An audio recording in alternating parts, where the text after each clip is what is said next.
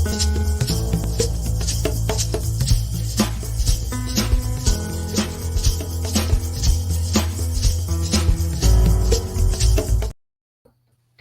welcome everybody. Gardens, the Untold Story. Andy Lopez, I love you, brother. The Invisible Gardener. I You're love you sitting too, in that, man. sitting in this Look, beautiful, trees in the background with the sun coming up through them. And we're talking ants today. Now, I yeah. don't know that much about ants, my friend. So I'm just going to let you jump right into it, Andy. Okay, go ahead and do the screen sharing thing, me digger, that we talked about. There you There go. we go. So I wrote "Got Ants" because you know the whole thing. You got what was the name of the commercial? You got what was it? Got something? Got Oh, milk? yeah, Got something milk? like that. Yeah. Got milk? So I got this thing that says "Got Ants." So here's the I feel antsy. Hi Victor, how you doing, man? I got, by the way, when I started to do Invisible Garden, the very first, this was 1971, the very first person that called me had an ant problem. That's the very first, that's how I got into ants. So, and I can tell you real fast what happened there. The lady says, I have ants all over the house, everywhere. They're coming everywhere. The ants were falling onto the roof and coming down from the roof. Mm-hmm. So you had two trees on either side of the house.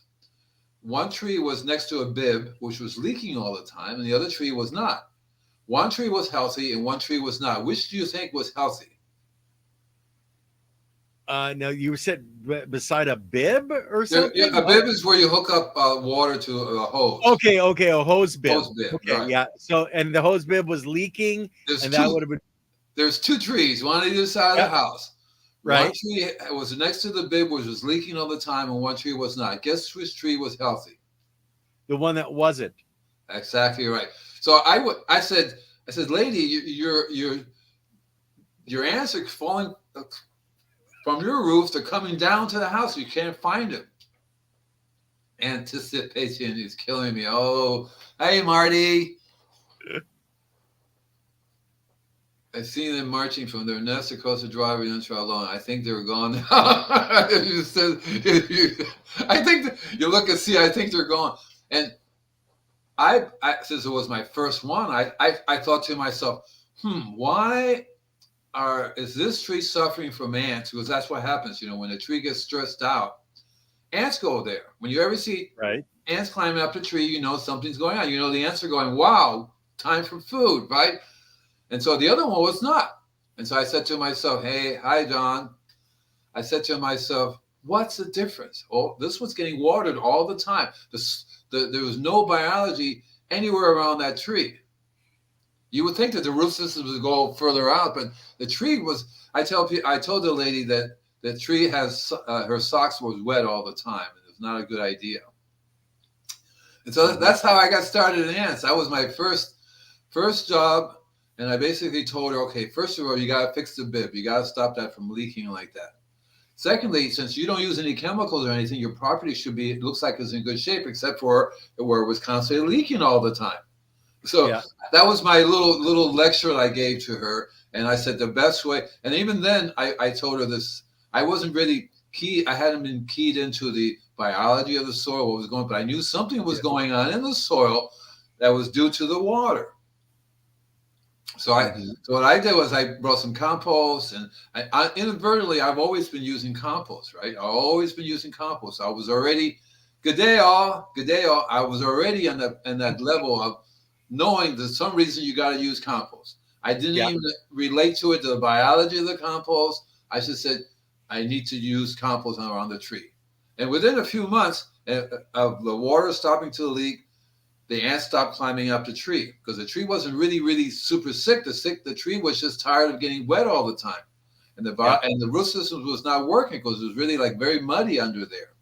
And then on top of that, she used the water, so it was water there all the time.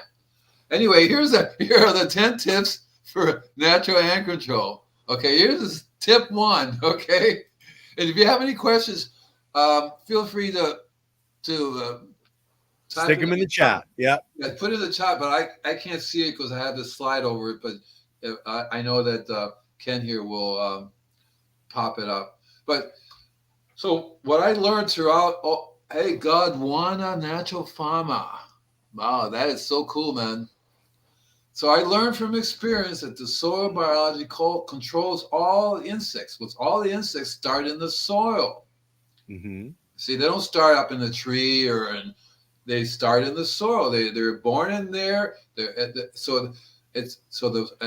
I'm using your phrase soil biology, but I would say microbes control all the insects, and it regulates any insects that live in the soil. So whenever you have an infestation of any one thing, like the ants, there's a problem with the soil, right? So I teach long-term and short-term solutions. So the long-term solution, keep your soil alive. It's an ongoing process that you have to do, and it takes us. And I was lucky in the sense that the lady only had her ant problem because the tree was right there, and it's nothing wrong with having ants. The lady says, "I want you to get rid of all the ants." I says, "No. If you get rid of all the ants, you're going to have major problems because ants are very important." So I'm going to go out let me actually scroll back up here because this is one of the reasons that they are important. My grandmother said they eat termite larvae and to leave them be. Lived at my house for 20 years and never poisoned them. That's absolutely right. They're natural enemies. Natural enemies. And early on in my youth, I learned how to differentiate between ants and termites. And if I wish I had known this, because I had a really cool picture I can look for it. But basically, you can tell by their wings. Mm-hmm. Most people don't know whether they have ants or termites because they tend to look alike.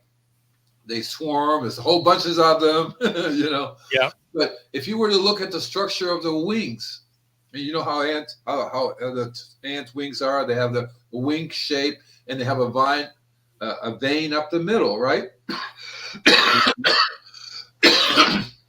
Or the structure of the shape of the wings and the shape for termites and the shape of the wings for ants are slightly different in that the vein doesn't run up the middle. The termite veins runs up on one side and goes like this, whereas the ant veins go up the middle, and that's one way to tell. And I've always told people, if you don't know the difference between termites and ants, and you go around killing everything, you're going to have more termites because the termites are also soil control. There's actually two different types of termite: drywood termite, and I forgot the other one, which is basically they're in the soil. If you're sitting on the soil and you have a major problem with the biology, the type of termites will go into the soil and attack your house. Whereas the other types, they're in the soil, but they will fly, and they don't live in the soil. So there's ants that live in the termites that live in the soil, and termites that live in the house, in the wood. See, right? So the termites have evolved a little bit to say, well, we're not going to deal with the soil anymore. We're going to go right into the house, but they still start in the soil. I don't know if you've ever seen them swarm, when they termites swarm or ants swarm. There's a little hole, there's millions of ants or whatever is flying out, right? They also start in the soil. But I think the drywood termites have evolved to go after the wood, whereas they'll fly and they'll literally live in the wood, whereas the subterranean the subterranean termites live in the soil. Mm-hmm. Slightly different. And so the long-term solution is definitely soil biology, because again, it goes right back to the soil biology. Because if these are indicators that there's something wrong, and that's why whenever you have an infestation of anything, whether it be termites, beetles, or you name it, grasshoppers, they all are all telling you the soil has had it. It's not functioning. It's not functioning. And when the process of killing things, you kill everything. You don't have that DDT, whatever it is you're using around. It doesn't say, are you good guys or bad guys? No, it destroys everything. Mm-hmm. And you know what I tell people, this is one of my favorite things to tell people is, do you know what happens if you get rid of all ants on your property? I don't know. You probably everything kind of grinds to a halt because you're missing a food source for some of the biology. More ants will move in. Okay. Right, and I've learned one of my books is called Dances with Ants, Mm-hmm. which, by the way, I just so in my book Don't Panic, It's Organic. I put the whole book Dances with Ants into that book, so it's a free book on how to control ants Cool. inside the Don't Panic, It's Organic book. So if you guys want to, you can go to my website, and look at the store. It'll say Don't Panic, It's Organic. Takes you to Amazon. Buy the book. You'll say free inside Dances with Ants, because there's a whole, and it's a radically different approach. Don't kill them. Make them, you work with them. You make them your armies. And there are lots of ways you can talk to the ants. And the ants have people trained. That's what I tell people. Ants have you trained. And if you learn how to work with them, Michelle says, I talk to the queen. And that's what I tend to do. I say, I would like to talk to your queen, please. And the ants will say, no, we're not talking to you. You humans are really, really bad, and we're not going to deal with this. But and there are different ways you get their attention. Let me go on to tip 2. I got plenty of time here anyway. Here's tip 2. So soil biology are not supposed to live in water environment. They're not, it's not an ocean biology, it's soil biology. And whenever, and that tells me a lot because people overwater. City water kills the biology. I don't know if I told you guys that before, but it destroys the biology. Therefore, you're going to have all kinds of problems. And ants are number one indicator. But you can have all kinds of other problems. Poor trees can't get up and go. They're stuck there, right? They're stuck there. So when many times people call me, I have this problem with this tree, and Lady says, why are you looking down at the soil? I said, well, you really have a soil problem, so I want to see what's going on here. And no, you do not have any soil. There's a big difference between having soil and not having soil. But they water like crazy. Water. Now, especially when it's super hot, you water all the time. One of the things I do when I have a new customer, give me the keys to the timer. Give me the keys to the timer. You know, the gardeners will just, oh, it's super hot. Let's water more. Water more. And there are lots of other diseases and stuff that come about because the soil biology. See, what happens if you water too much, you do all this stuff, you have a different biology going on down there than the one you really want.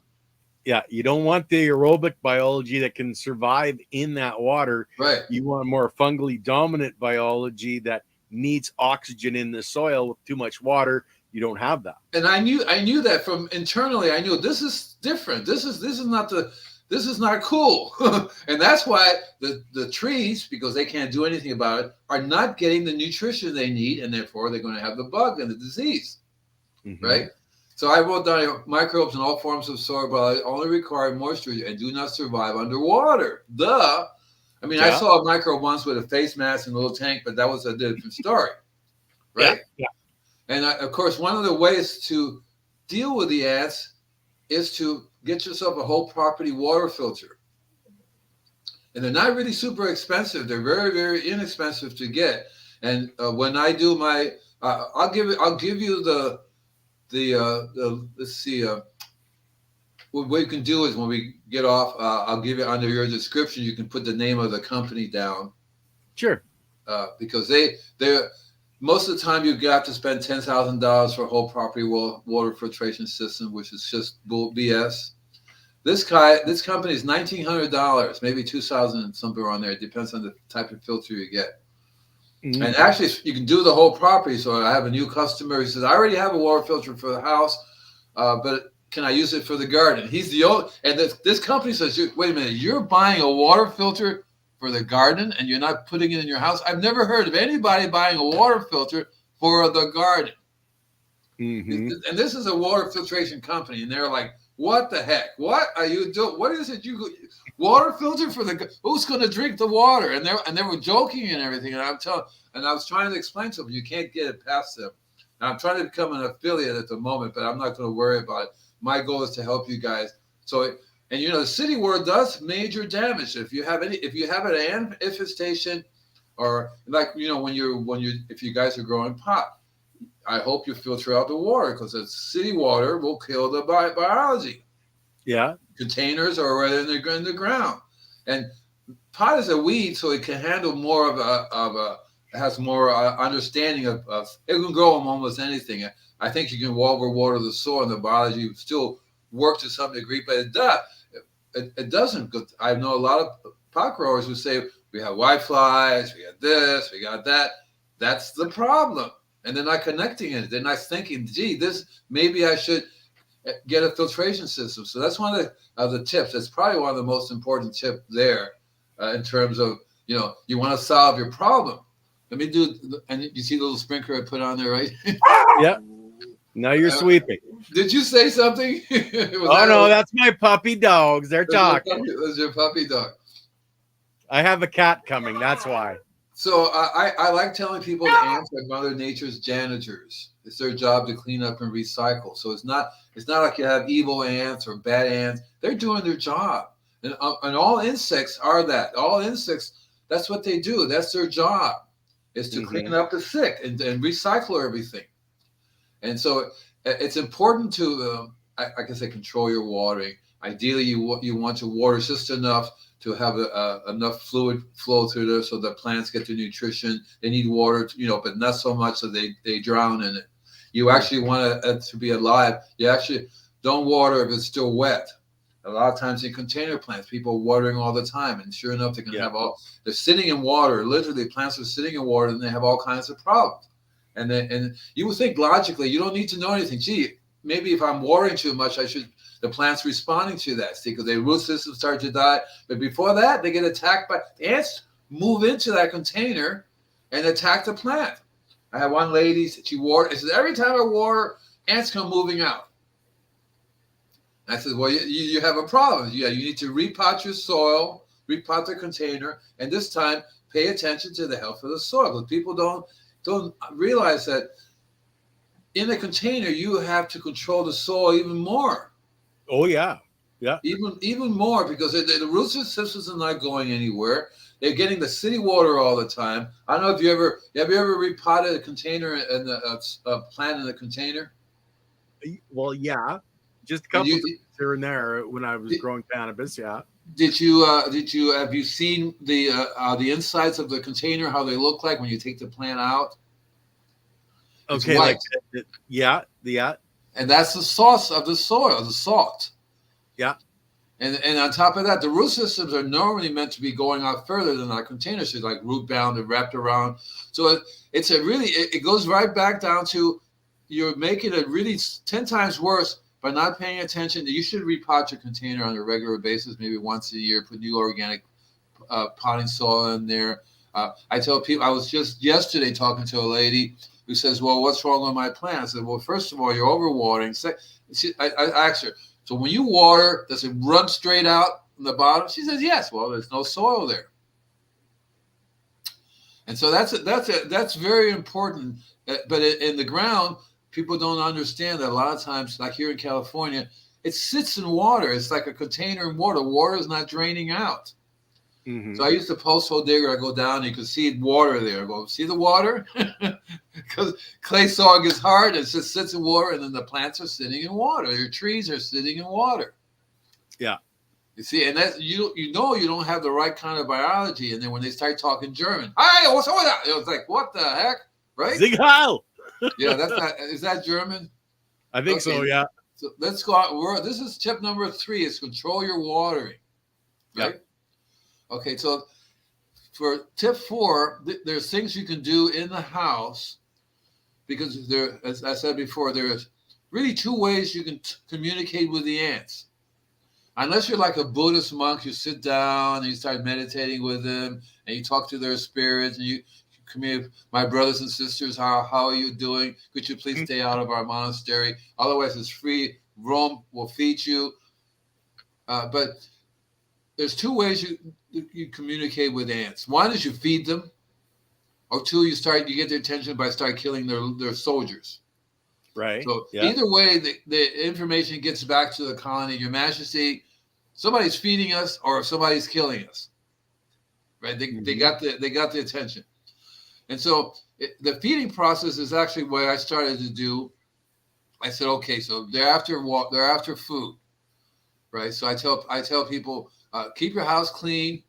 Yeah, good. Yeah, that's what you do. I understand that they're all living things. These are living things, so like me, little living beings. And so you have to respect them, and you have to say, look, I understand your job is doing it, and there's something I'm doing wrong, because you're not doing anything wrong. You're just responding to the mess I'm making of the place here. Yeah.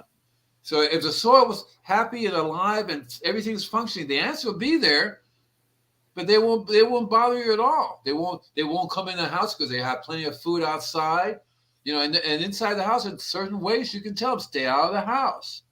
I would, and if you're like me or like this other last person that actually can learn how to communicate with the ants, could you please go over there? And you don't even need to use any chemicals at all. One of the things I learned from experience that you can get their attention in the house, well, is to keep the house clean. If you have food everywhere on the floor, sugar here and food everywhere, they're going to be coming in to get the food. It's as simple as that. Basically, it really is. They will find the food, and they figure out many ways to come in your house, and they'll go after the food. And you can just say, "Thank you for cleaning up for me. Take all the food you want, go." Right. So if you don't want them to come in, I've learned, for example, there are many safe, clean sprays that you could use in the house, and they're not toxic, but by sprays meaning something that will see ants. They have a trail. They leave a marker. Pheromone marker wherever they go, this way to the food, that way to the food. So one ant, and by the way, ants are female-run organizations, so they all communicate very well. And the males, all they do is have sex once a year. Hey, George, did you get it? And they die if they don't mate. But the ones that do mate, they go off and start another colony. So the fact that they communicate everything to each other is to our benefit, because if an ant says, "Oh, Your Majesty, I found a great source of food in this house.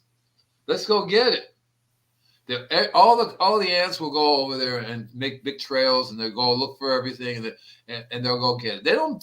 They don't see you as living there. They see you as another food source. Really simple. This is another great food source. Oh, look at this sugar here. Oh, look at that. And they think it's for them because that's the way it works outside. There's no reason. They don't see this house. They don't see a building. They don't see this territory. So the way you tell them that you want to be out there, if they don't listen to you, because a lot of times the ants will not listen to you, and a lot of times you don't know how to get to the right. Let me see what she said. My friend has horses and found mice in the tack shed. He told them that they were not to live inside the shed.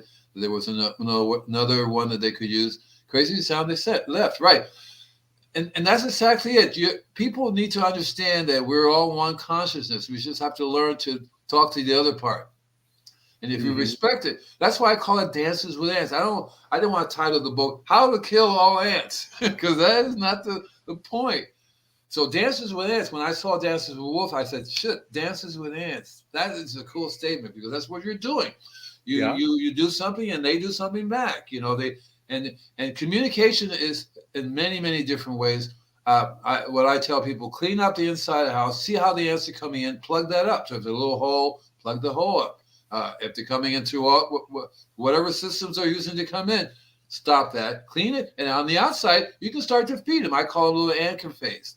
So what I did was I got a finch bird house, put a cup inside of there, put some honey, add some water, put it in the right place. The ants will go in there, and I had them all around the property, and I would change the food regularly. They would go over and get their food. Go there and get their food. Whereas in the house, I would learn to tell them not to go in there lots of different ways. Me, I can talk to them, but other people can't. So I say, okay, so you can't talk to them, not your fault.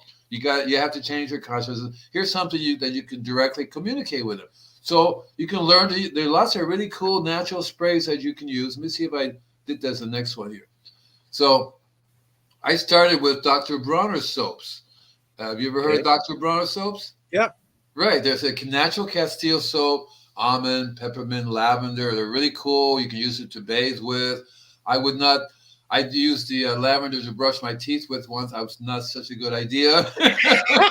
Bubbles. I have bubbles in my mouth. No, I had lavender breath for a long time.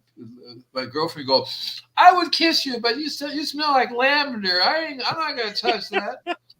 Peppermint's good, but lavender's a little bit. So Dr. Bronner's soap, they make a variety of soaps. They're clean. You just have to learn how much to use. Don't do like that lady did. Use it straight. I don't know how she put it on the rag and wiped it, but all you have to do is add a little bit to a quart of water and spray. And what it does is it hides their trail.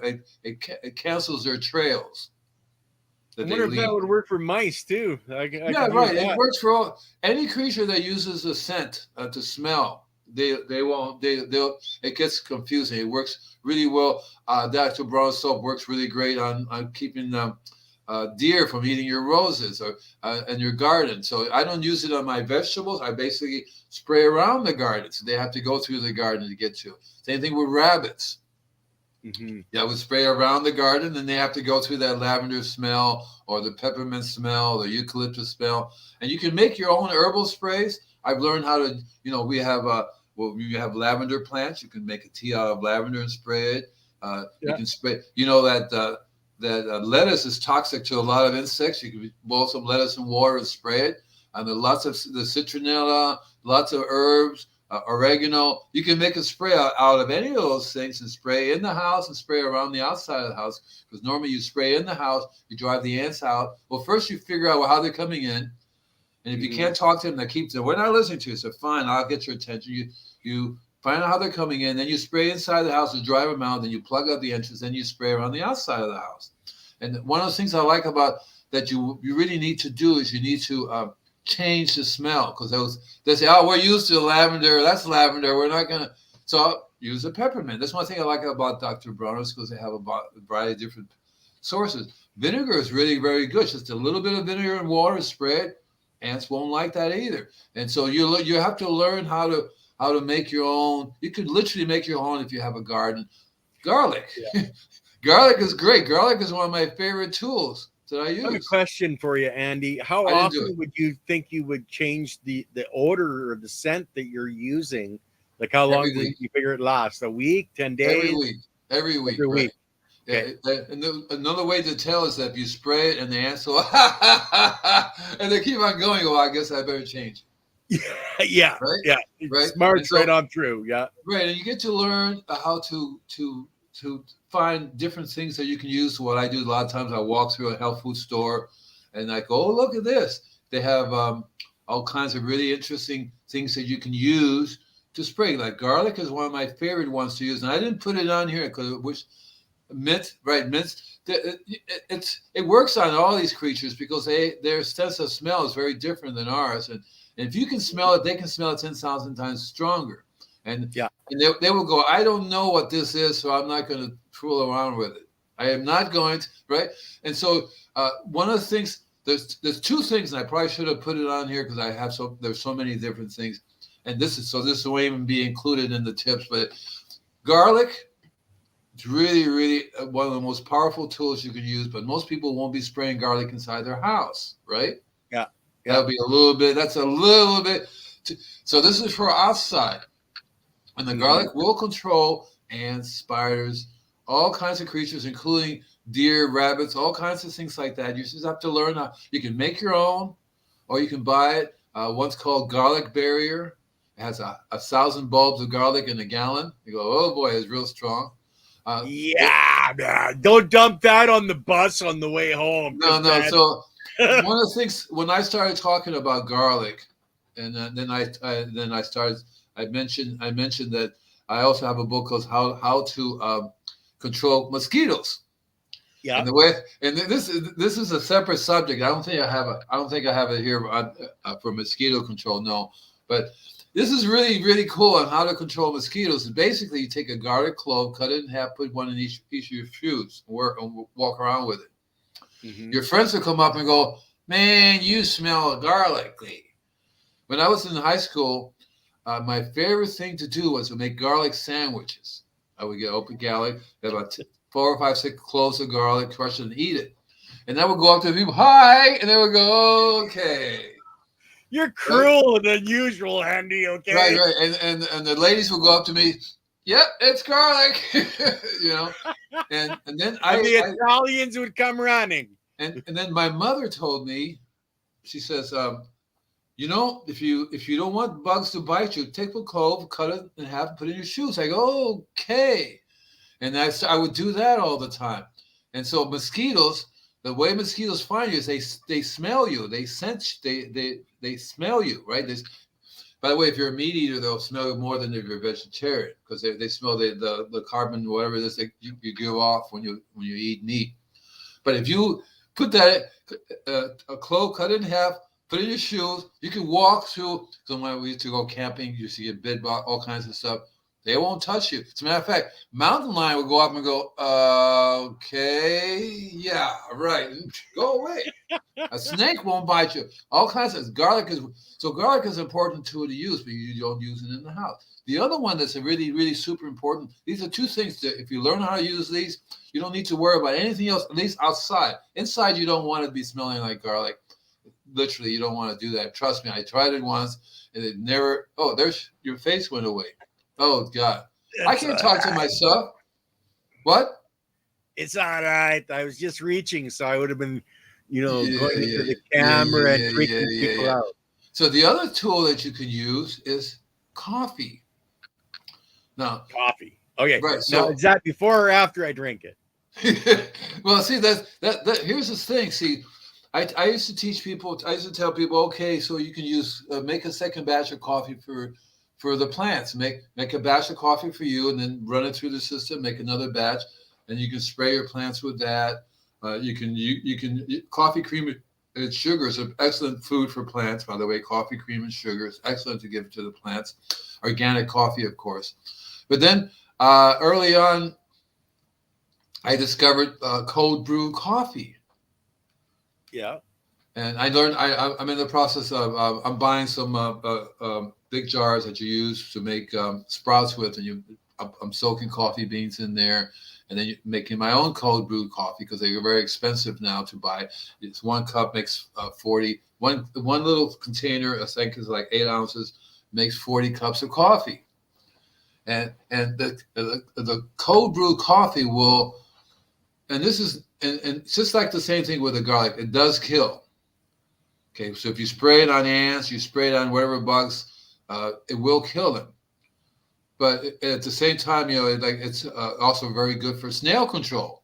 But what works really good for snail control is the coffee grinds. When you make coffee, don't throw the coffee grinds away. Put it in your garden. It will control the snails. It will stop the snails from laying their eggs. Have you ever seen a snail on coffee? You do not want to see it.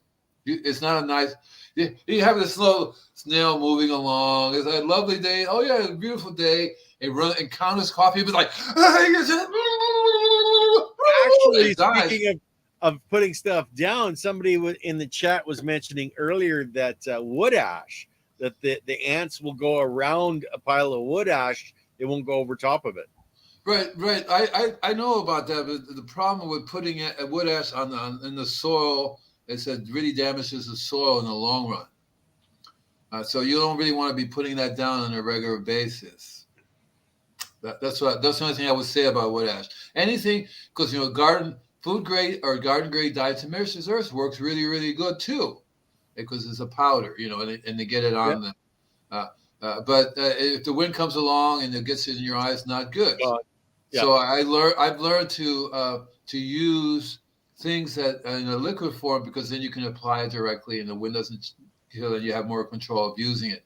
So and do you find that it actually lasts longer because it's sprayed on as an aerosol onto the plant itself, that it would last longer than something like diatomaceous earth that would be gone?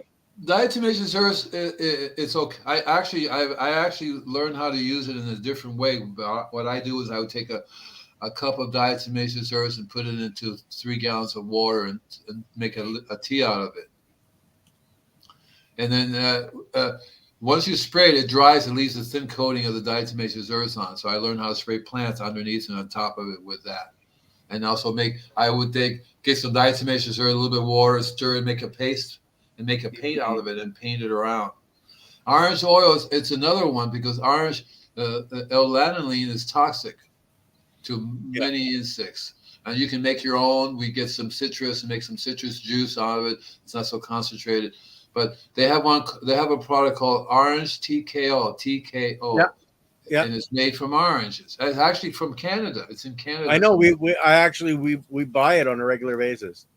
Right. So you learn how to use a little bit of that to make a spray. You can use that around the house, inside the house. And that's really very, very good. One issue with that is if you have a cat, it's toxic to cats. I learned that the hard way. Lily's going to want to jump on that idea because we have 2 cats. She's going to want to jump on. Wait, she doesn't like cats? No. No. She loves her cats. She's going to be grabbing that and it's going to go out the door. Yeah. It really did damage to one of my cats. It damaged the liver. And I talked to the company. I said, you should say, do not use it if you have a cat because this is a concentrate. They have another product called Orange Guard, which is very not such a concentrate. It won't hurt your cats. Mainly it's made for oranges, right? You can use it's called Orange Guard. You can learn to use that. But the orange TKO is concentrate. It's just like in my slide here, you see those little essential oils. Those are concentrates. So I don't really want to tell people use essential oils because they don't understand how to use the concentrate. 1 drop in a gallon of water is all you need in essential oils. Understand, right? 1 drop in a gallon of water is all you need to use. So people are like dumping it in there and then you're using it. And it's really very, very bad for you, for your hormones, for your body. It's very bad for the soil, very bad for other animals. So I don't even recommend it anymore because people just don't know how to use a little bit. Like Leighton, you say, don't be a moron. Right. Don't be a moron. You have to use a lot less. So citrus is another really good one that you can use. There are lots of things you can use to control ants, and the idea is you make your own safe spray. And here's some tips for the outside. So here's a secret. This is how I control ants for my customers. I spray my worm juice on them, my microbial tea on the property. I spray around the outside of the house.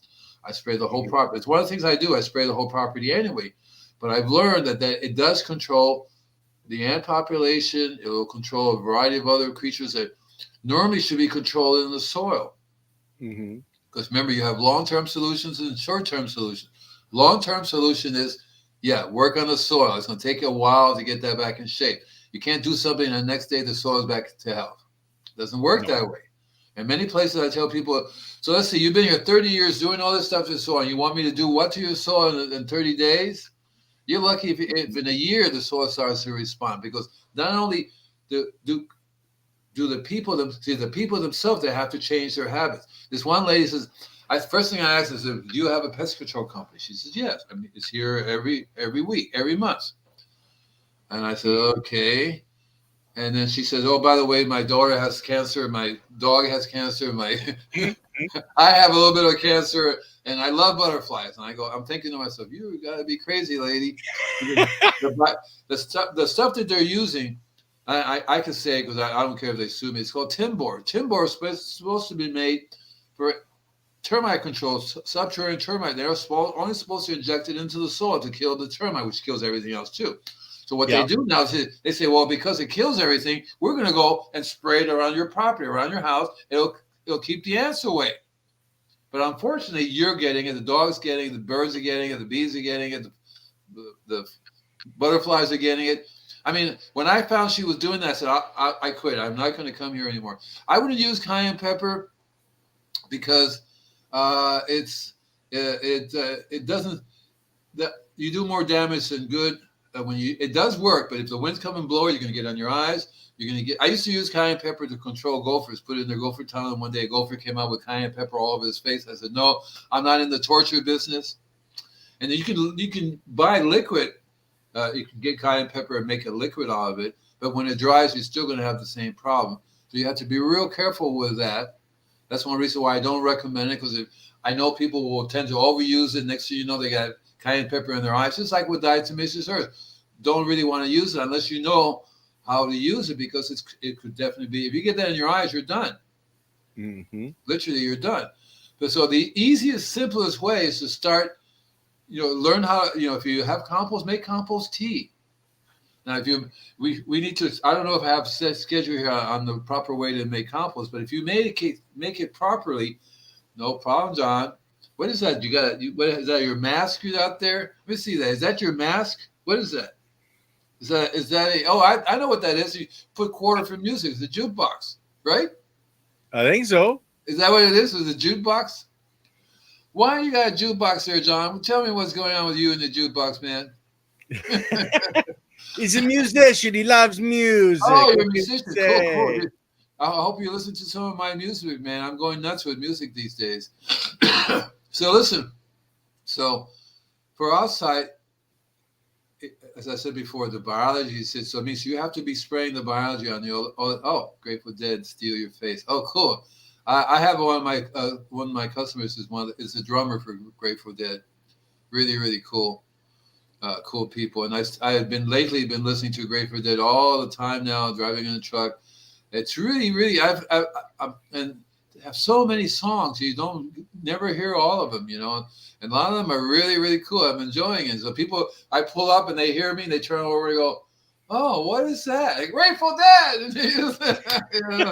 You've never heard of Grateful Dead? Oh my God, Anyway, and when you're making a microbial tea, you have to have the microbes in the tea. A lot of people make compost. There's no microbes in the compost, so it's not going to really work. You be spraying compost. You're spraying something, but you're not spraying the microbes. That's why it's important to learn how to make compost, what I consider to be properly.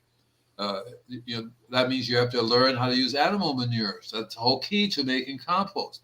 I love it in the store. It says no animal manure in their compost. I'm going, well, that's not compost. It's a soil amendment, but it's not compost. And people say, I bought this. And why isn't it working? Well, remember we had the person from Alluvial Labs? Yeah. Send that off to the lab and have him tell you what microbes are in. He'll say, well, you're kidding me, right? Because it's got nutrients, because they put all the different things in there, but no microbes. Nothing that's alive. So you're not going to. So the trick is, I tell people, the good guys and the bad guys don't live in the same place, right? So the ants are not bad, but the ants, if you spray around the property, I spray around the house, you give it extra coating so it soaks the soil. The ants get it on them. The microbes affect their natural bacteria that the ants have. They take that back to the colony, it wipes out their colonies. The microbes wipe out the ant colonies, because that's the way they normally control any pest in the soil. We're used to ants because ants is probably the number one thing people are dealing with. But anything that's including termites, anything that grows in the soil, not anything, because it won't hurt earthworms. Earthworms can go through them all the time, But so usually the different types of bugs are all controlled by the microbes. So when you make microbe tea or make compost tea, make sure that it's alive. If you don't know it is, then you can go on Google and Google microbes for sale. You can find tons and tons of them, which I'm going to have to do a microbe show, because people want to know where I get a lot of my stuff, right? I get tons and tons of stuff, and I don't know. I don't have the ability to look at them under a microscope and see what's going on. All I do is I know I spray something, and if that didn't do any good, I spray. Oh, look at that! Because you get a lot of times you get instant results. Things happen right away if it's alive with microbes. Plus, your nose tells you. So way. What's your nose telling you? That it smells good or it smells bad? It smells what? Well, it smells. If it starts to, if I make my compost tea, my tea was for spraying, and I put it in a container and leave it there for a few days and smell it, and I go, phew. But if there's no microbes at all in there, I can leave it there forever, and there's no smell whatsoever coming out. There's nothing happening. Okay, I see what you're saying. Is that's how you're testing that that there's life in there, because chemical reaction is happening, the biology is working it and creating those smells. Okay, right. When I fill my 100-gallon tank up with distilled water and I make my tea in there. Why? Oh God! And I make my tea in there. I bubble it. If I leave it overnight, the next day you can definitely smell it. Leave it for 2 days, people come up and say, something died here. What's going on? Right? And when I clean out my sprayer, I have to clean out the hose because there's liquid in the hose. And if it's sitting on the sun, it gets super hot, they all just decompose, they all die, and it stinks like crazy. So I know there's living microbes in there. I don't know what type they are. All I need to know is they work. And so that's one of the things the easiest thing to do. Let me see if I did it over here. Okay, so see this. We have the keep your plants healthy is very important, and so as I said before, the healthy plants are not attacked. Ants will not climb up and down the healthy plant. Again, the only way you can keep your plants healthy is what? Keep the soil healthy. It's all about biology. It's the only way you can keep the plants healthy. It's like I says use compost. I should say use live compost. And people keep saying, "What do you mean live compost?" Well, there's microbes in there. There's things that are living in your compost, and you can send it off to this lab, for example, which you're going to put in there because did you get an affiliation thing with the lab company, right? Yeah, there's links for a discount for a lot of different stuff. Actually, is in the description, guys. Great. And our Patreon. We finally got a Patreon link as well. If you guys want to help support the channel and the R&D grow, please help us out. That's what it's all about. I've been using Patreon for a long, long time, but I do it. I run a game. I run a planet, and I'm known as Captain Crazy. And at Patreon, they pay me so they can come to my planet and do stuff. We build ships and we travel the universe and fight alien beings and do all kinds of stuff. And yes, biologically complete compost. That's the way to say it. Biologically, I have to remember that. Biologically complete. You want to write it down? Yeah. I can't write biologically complete compost. Yeah, that's the way and that's what you need, because if your compost is not biologically light, you're missing out on you're missing the bus. You're missing the whole thing. And you're missing the reasons why you're doing compost in the first place. Right, and then you're going to have problems. So, for example, use trace minerals. If you put the trace minerals in their compost, normally, there's, and I know you know who I'm talking about, but normally your trace minerals are already in the soil. There's a good chance there's lots of trace minerals in the soil. All we have to do is bring the biology back. Unfortunately, Mother Nature is not recycling as well as she used to, so the trace mineral deficiency is going to happen. More and more of that's going to happen. Same thing with food. We don't, if it isn't grown in the biology, it won't have the trace minerals, and we won't eat it, and then we're not going to have the trace minerals. We're going to have the problem. Yeah. So for the outside is to learn how to make biologically active. Complete, biologically complete. I have to say this over and over again. Biologically complete compost, right? So you have to learn how to, you have to learn how to do that, and then your fertilizers will work. Organic fertilizers work. Organic fertilizers do not work if there's no biology in the soil. That's the whole key to make them work. Andy, have you ever looked at taking your compost and putting it in your worm bin and having them take it to the next level? Because then you've got, this next level of compost. Of course. So one of the layers that I put in there is my compost. In your worm bin. And then once a year, I got to clean everything out, because there's this compost in there that's so biologically rich, and I have to start over again. And I take that and I use that to make the tea with, and I use that as a what do they call it when you're making yogurt? You have a culture, mother plant. Right. So it's a starter, like the biodynamic starter. I take a little bit of that worm compost, put it in the center of my compost pile, and that's what then I build my compost from there. Okay. And I know that the biology is going to be there. And I love making a tea out of that, because the worms eat the compost. The worms will go through this compost process. Yeah. Really, really well. They will. I've learned how to give them a little bit of manure. I can buy some steer manure. Steer manure is very important. It's very hard to get on a place that has a cow. So I go out and buy the steer manure. See, right up here, brother, I got cattle all around me. There's cattle shit everywhere up here. I recently discovered a really cool company that's what they do. They got cattle everywhere, and they make this excellent compost from their cattle. You can buy it almost any place. It's sold all over across the United States.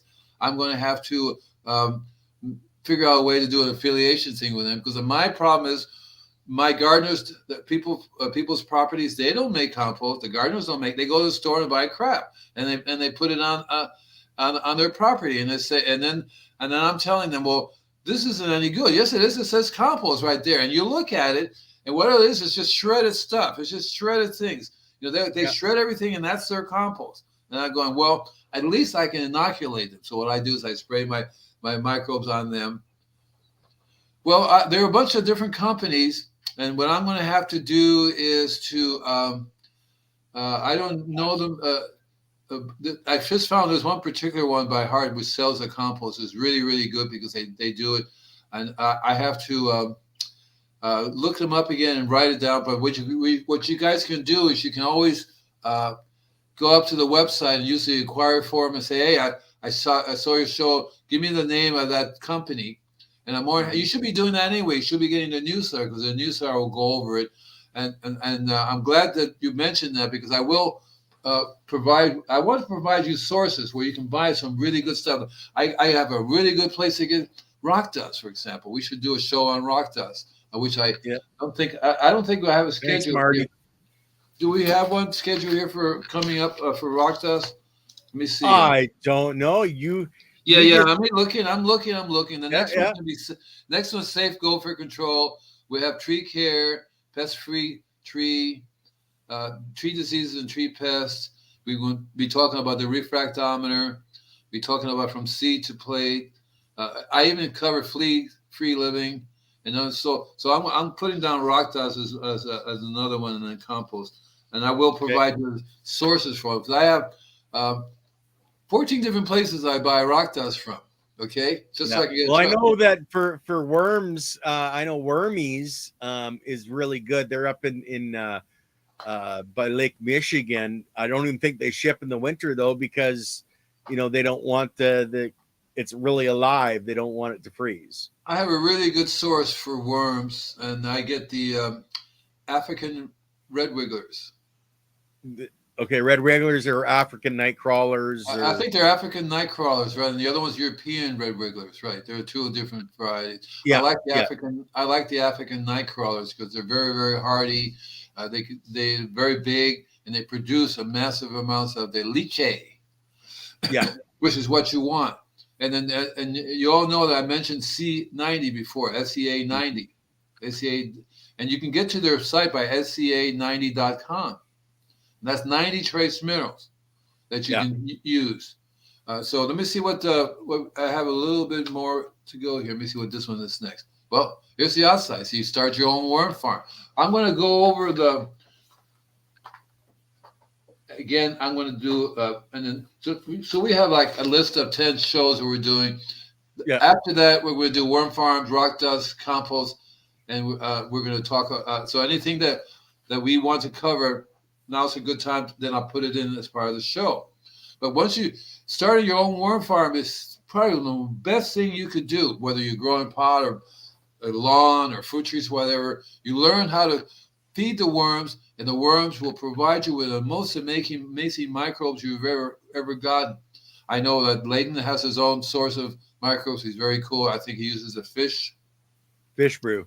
Yeah. Fish brew, right? And so there are lots of different ways to get the microbes. This is the way I've learned how to get the microbes, because I have a little worm bin in my garage. I have one at Michelle's place, which is basically a big cattle trough. But it's a tiny little worm bin. It produces maybe a cup, or 2 or 3 or 4 cups. But I have a machine that I can. It's a beer making machine that I put it in with clean water, 15 gallons of still water, 1 cup of my worm juice. Come back the next day, bingo! I have 15 gallons of worm juice, which is really, really, really cool. And that is the number one thing I've learned to control ants with. Spraying them with the worm juice. I know the microbes are there. If I was living in a place where I was making compost, I would definitely be making the compost and spraying them with the compost.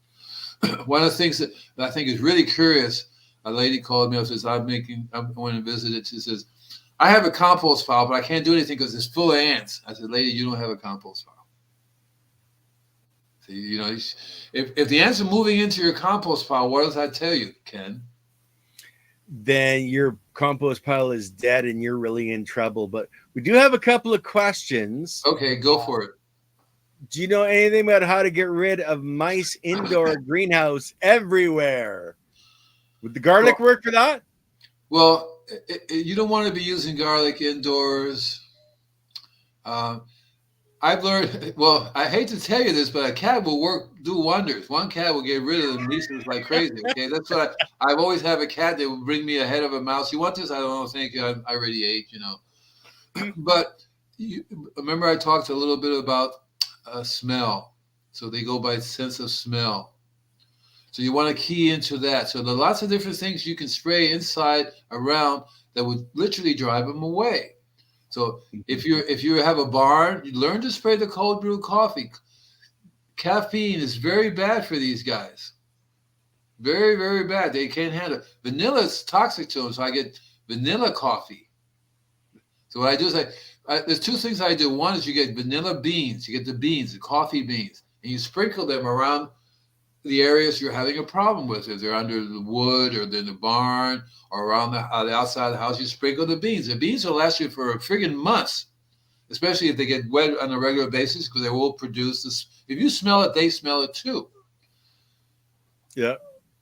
Chickens don't like mice either. I don't know why, but they should attack them. Maybe because they steal their food. This probably be the. Now, I want to bring up Perpetual's statement here. SEA 90 is US only product. Haven't it? Yeah. Is there an alternative that you can suggest for the Europeans? So you're saying you can't order it from if you're in Europe? That's what he's saying. Yeah. Okay, I didn't know that, because I know that they haven't pretty much.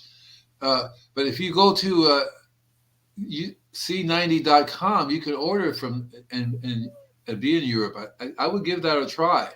Go to SEA90.com and order it from them.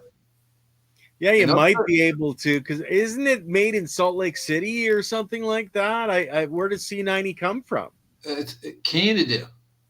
Canada? It comes from up here. I can't buy it up here worth a shit. Well, it comes from here. C90 is somewhere not in the United States. It's shipped to the United States. It's someplace. I think maybe it's Africa. Someplace. It's an ancient seabed. Yeah. But C90.com is their main distributor, and they'll tell you places that you can get from in Europe. Get it in Europe. But here's the thing. Perpetual is saying found and John's saying I get C90 in Australia. So yeah. You should be able to get it anywhere, because it's not a toxic. It's not regulated so that you can't order it. They may not be available there, but you can buy it from one place and have it shipped to you.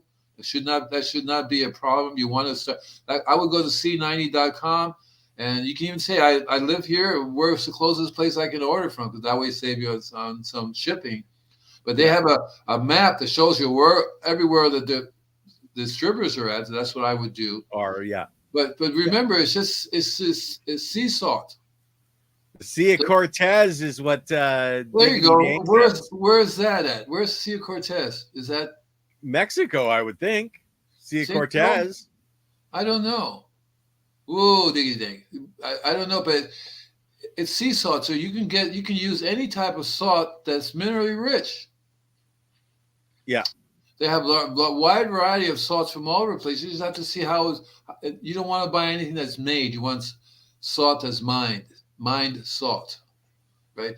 I like to see 90 because they specifically clean it up, make it easier for people to use. It's already in a nice little crystallized form. You can add it to water, dissolves. You can either sprinkle it on. You can also sprinkle it on the ground. But